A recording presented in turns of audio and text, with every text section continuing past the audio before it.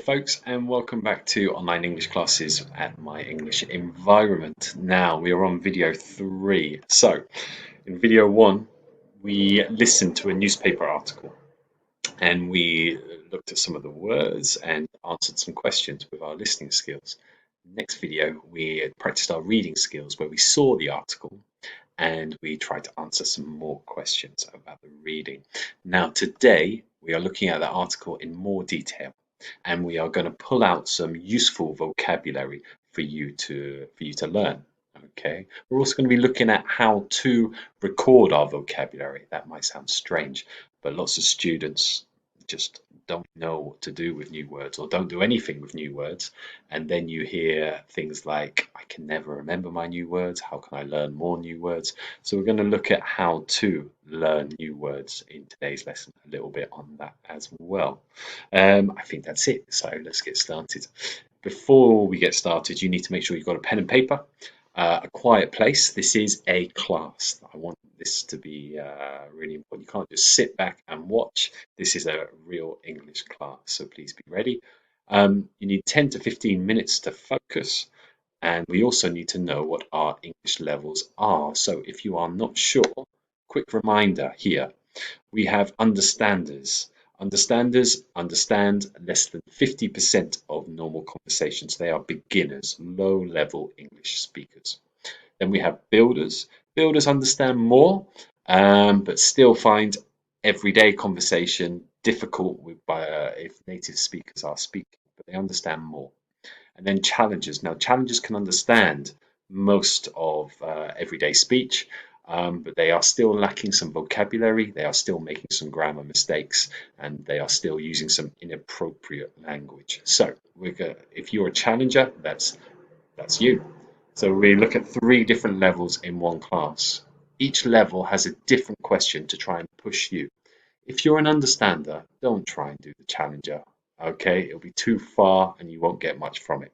All right, please try and stick with your own. If you are doing one that's easier than yours, that's fine, but don't push yourself too hard the other way. Okay. This is the number 1 rule I teach my students, and so many students, very few students do this. I learned about this technique a long time ago. I've used it with hundreds of students, and it works every time. So, vocabulary tip: if you are learning new words, don't learn words. I know it sounds stupid, but don't learn words. You need to learn chunks. What do I mean by that? Let's have a look. Let's look at this sentence. I've been waiting at the bus stop for a long time. I've been waiting at the bus stop for a long time. How many words are there? I've added them earlier. I won't count them to you. There are 11 words. Okay, all right, I have maybe it's 2, but we've got 11 words in that sentence. So most people learn words. If waiting is a new word, they learn waiting, or they learn wait, waited. If long is a new word, they learn long. Okay, there are 11 words to learn there. Now, how many chunks are there? A chunk is I describe it as 2 or more words that often go together. 2 or more words that often go together. If we have a look at the chunks, what have we got? I've been waiting. I've been waiting. At the bus stop. For a long time. For a long time. I've been waiting at the bus stop for a long time. Now, each of these chunks really only has one meaning. Okay, has one meaning. If you go into words, it gets very complicated. With chunks, it's much easier. It's much faster. I'm going to talk about some reasons why it's a way better way to learn than just learning new words. So why is it better? Number 1, there are fewer to remember. It's much easier to remember 4 things than 11. Okay, now this confuses some students, but I stand by it. Learning a single word is often more difficult than 2 or 3 words together. So if we look at the example Happy New Year, it's not difficult to learn a chunk. It's not difficult to learn 2 or 3 words together. Happy New Year, we hear it, we use it, we get it right. We don't learn Happy New Year and then try and build it together. New Happy Year, Happy New Year, Happy year new, we don't try and put it together. We already have it. Happy New Year. Learn it as a chunk. Each chunk has one clear meaning.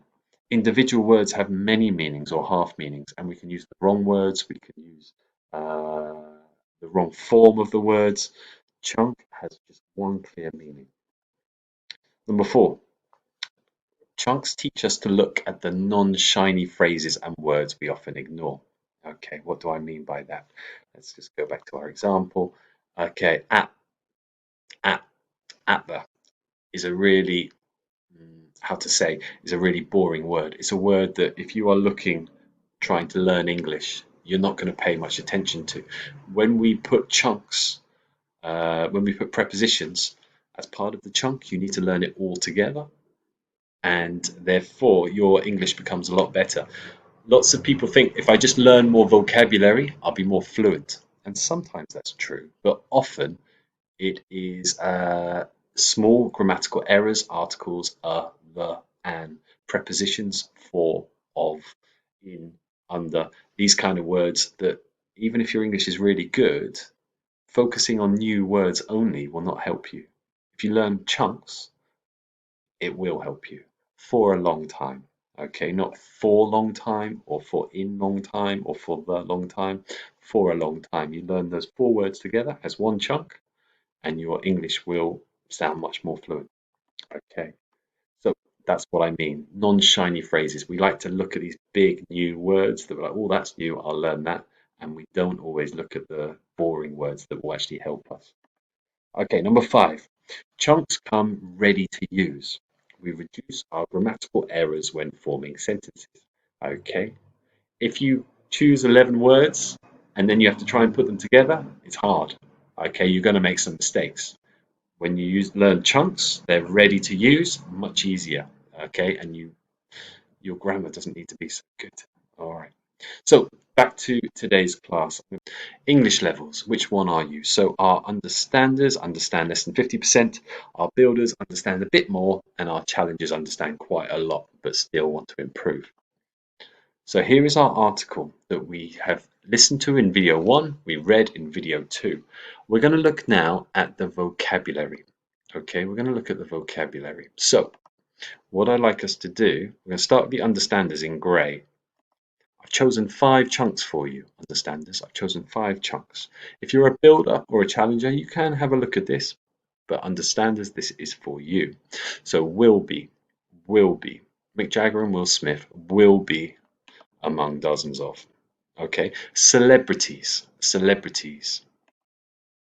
performing from, that's your 3rd chunk.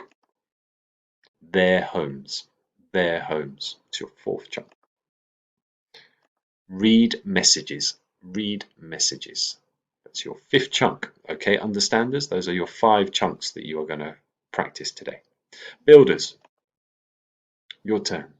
Raise funds, If raise is a new word for you and you ignore funds, that's a mistake. It's a collocation, they're a chunk, they often go together. Learn them together.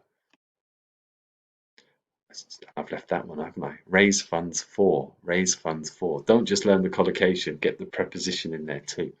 They always go together, well, often go together. Raise funds for. Battle against, Some of the top names, blah blah blah names. Some of the top names in Hollywood, some of the top names in fashion, some of the top names. During the event, and fighting the pandemic, Okay, again, some useful chunks for builders. Now, challengers, here are your 5 chunks I've chosen for you. Among dozens of, number of cases is, notice the linking in the sounds there. Number of cases is,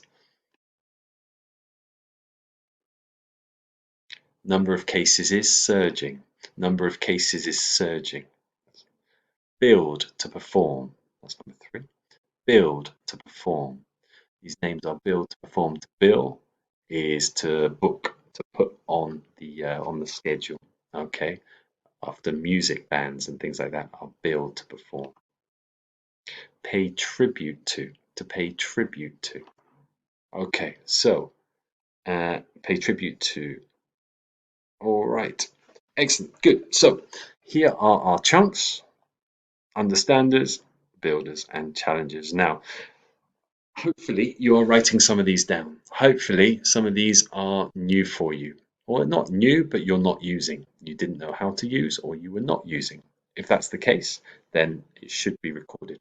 A question I think is important to ask is, can I use it in a sentence? Can I use this in a sentence? If the answer is no, I can't use it in a sentence, then write it down. You need to learn it. If the answer is yes, I do use this in a sentence and I can use this in a sentence, then don't worry about writing it down. It's not worth it. Okay. So how do you learn your chunks? What do you do once you write them down? This is the exercise I do with all of my students. It is after years and years and years of working with vocabulary and students. How do you help students remember their words? This is the system that I have found most useful. Okay, you want to get a piece of paper and you want to make sure there's three parts: your chunk, your meaning, which is in your own language, and the gap sentence, the gap sentence. So your chunk, let's do with an example. Raise funds for. Raise funds for, that's my new chunk. Okay, I've put it in my own language here. And then my gap sentence is I need to use a sentence. My son wants to his school. Notice the first letter of each of the words for my chunk. Okay, my son wants to his school.